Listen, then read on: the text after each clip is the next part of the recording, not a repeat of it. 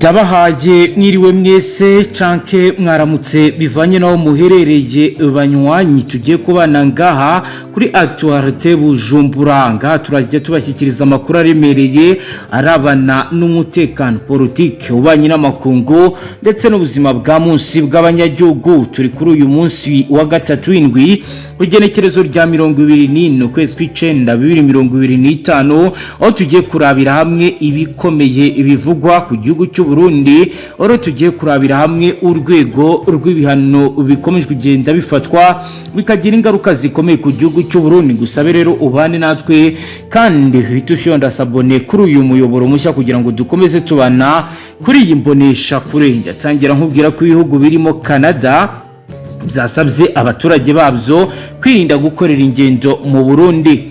Canada na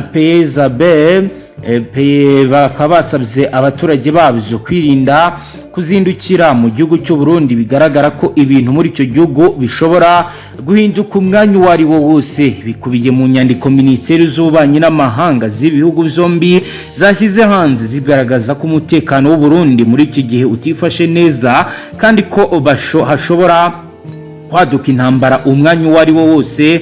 Kubwizo nyandiko ibihugu byashyize hanze kuri uyu umunsi w'ejo kuwa kabiri ku igenekerezo rya 23 kwezi kw'icenda 2025 zavugaga ko intara ya Cibitoki na Bubanza arizo batagomba gukoreramo ingendo, ariko cyane cyane ngo bakirinda ibice byo Burundi hana imbibi na Repubulika Iharanira Rusange ya Kongo. Ibyo bice bikaba ari byo byashyizwe muri zone rouge nk'uko izo nyandiko zikomeza zibigaragaza.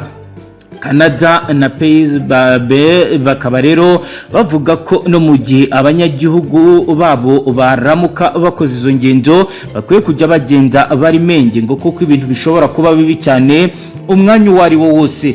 Ibyo rero bikaba bikozwe mu gihe intambara irimo ingabo z'u Burundi mu buseruko bwa Leta Iharanira Rusange ya Kongo ikomeje guhindura isura. Ni mu gihe izi ngabo zifasha iza Repubulika na Demokarasi ya Kongo kurwanya AFC igamije gushyira iherezo ku butegetsi bw'Kinshasa, aho rero bashinjwa kwica ndetse no kuba bafatanya n'imitwe ya Wazalendo.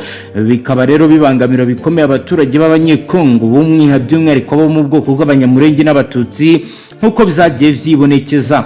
Zikaba rero izi ngabo zishinjwa kubica zikoresheje kubagabo b'ibitero, zigatera ibisasu by'imbunda za rutura mu mihana yituyemo abaturage mu territoire ya Minembwe, Mwenga, Uvira ndetse n'ahandi nko mu kibaya cya Ruzizi aherereye ku mupaka w'u Burundi.